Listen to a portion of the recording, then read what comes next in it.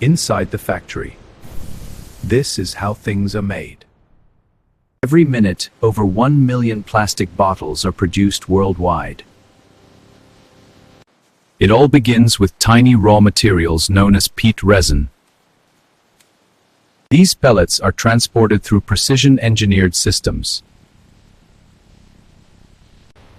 Inside powerful machines, the material is heated to extreme temperatures. The molten plastic is injected into molds to form preforms. These small shapes contain the future bottle within them. With high-pressure air, the preform expands into its final form. Within seconds, a simple bottle takes shape. Each bottle is inspected for strength, shape, and safety. Only flawless bottles move forward. Thousands are packaged every hour for global distribution.